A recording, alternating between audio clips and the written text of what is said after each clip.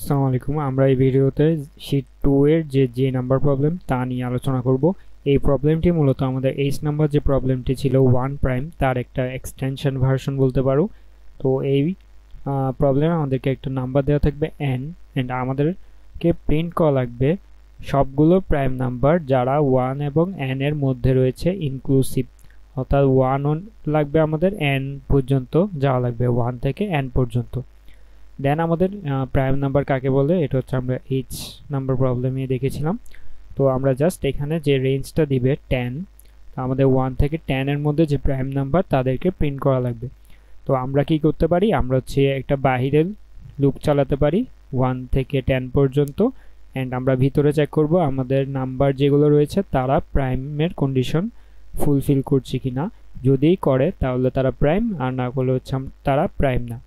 তো আমরা যদি এটা সলিউশনটা দেখে নিই, তো আমাদের কম্পিটিটিভ কম্পেনিয়নের বাটনে ক্লিক করে দেব অ্যান্ড আমরা ভিএস কোডে গিয়ে সিপিপি ক্লিক করলে আমাদের টেস্ট কেস চলে আসবে।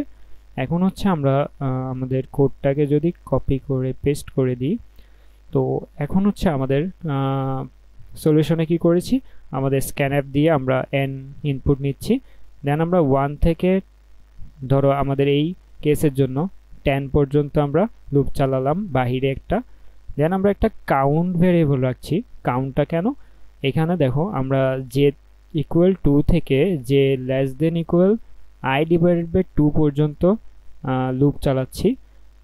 এটা কেন চালাচ্ছি, এটা হচ্ছে আমাদের ধরো এখানে কত, আমাদের ধরো সাপোজ 12 দেওয়া রয়েছে, তো 12 কি প্রাইম কিনা তা চেক করার জন্য আমরা জাস্ট 12 এর যে গুণনীয়ক রয়েছে, তো 12 এর গুণনীয়ক কি 1 ইন্টু 12 দিতে পারি।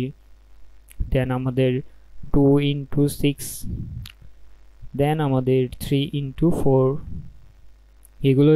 এগুলো হচ্ছে গুণনীয়ক। তো আমরা লুপ তো চালাচ্ছি কত 1 থেকে, যদি আমরা এখানে কি দিতাম i পর্যন্ত দিতাম, আমাদের চলতো 1 থেকে 12 পর্যন্ত।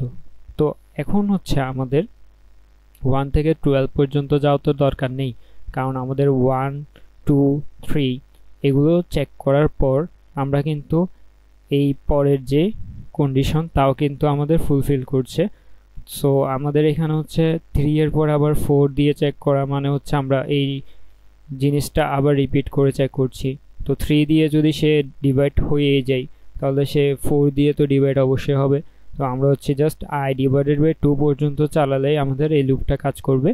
দেন হচ্ছে আমাদের ভিতরে চেক করছি আমরা যে i আসছে আমাদের কাছে, যে iটা আসবে তা কি j দিয়ে ডিভাইড হচ্ছে কিনা, তো j দিয়ে মড হচ্ছে কিনা, তো অর্থাৎ নিঃশেষে বিভাজ্য হচ্ছে কিনা। যদি হয় তখন হচ্ছে আমরা কাউন্ট প্লাস প্লাস করছি।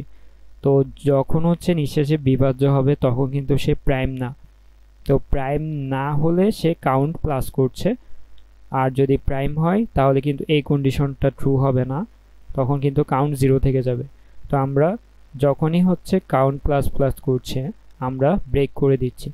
তো এই ক্ষেত্রে কি হচ্ছে, ধরো আমাদের এখানে যে নাম্বারটি আসছে, এই ধরো এখানে আমাদের নাম্বার ধরো 1 থেকে 10 এর মধ্যে, তো 1 থেকে 10 এর মধ্যে আমরা ধরো এখানে i এসেছে 6, তো i যখন 6 এসেছে তো 2 থেকে তো সে যাচ্ছে, তো 2 দিয়ে তো প্রথমে চেক করবে। তো 6 কে 2 দিয়ে দেখলো, 6 কে 2 দিয়ে দেখে মড করে দেখলো যে সে 2 দিয়ে নিঃশেষে বিভাজ্য হয়ে গেছে। তো নিঃশেষে বিভাজ্য হওয়ার পর সে কাউন্টকে 0 থেকে 1 করে দিল। তো এখন হচ্ছে সে ব্রেক করে দিল যেহেতু সে একটা নিঃশেষে বিভাজ্য হয়ে গিয়েছে। তো এখানে আমাদের নিচে একটা কন্ডিশন রেখেছি কাউন্ট কি 0 কিনা। যদি কাউন্ট 0 হয় এবং আমাদের i যদি 1 না হয়, এখন এই i 1 না কেন, 1 অলরেডি হচ্ছে প্রাইম না আমরা জানি, তো তারা কিন্তু বলে দিয়েছে 1 থেকে n পর্যন্ত দিবে আমাদেরকে। তাই আমরা এখানে চেক করছি 1 দিয়েছে কিনা। যদি 1 না হয় এবং সে কাউন্ট 0 হয় তাহলে হচ্ছে সে প্রাইম। আর যখন 6 আসছে তখন কিন্তু আমাদের কাউন্ট 1 হয়ে গিয়েছে, তো কাউন্ট তো তখন 0 না, তখন হচ্ছে সে প্রাইম না। তাই আমাদের এখানে রেজাল্টে দেখো 6 নেই। তো 2 3 5 7 এই কন্ডিশনটা হচ্ছে ট্রু করছে না, তাই সে কাউন্ট 0 থাকছে, তাই সে প্রাইম নাম্বার। তো এভাবে হচ্ছে আমাদের এই প্রবলেমটিকে সলভ করা লাগবে। তো আমরা যদি টেস্ট কেসকে রান দিয়ে দেখি, আমাদের টেস্ট কেসগুলো কিন্তু, আচ্ছা এখানে কি হয়েছে, টেস্ট কেস পাসড হয়নি, আচ্ছা এখানে হচ্ছে একটু প্রবলেম হয়েছে। তো এখন যদি আমরা রান দিই, দেখো আমাদের কিন্তু টেস্ট কেস ফার্স্ট হয়ে গিয়েছে।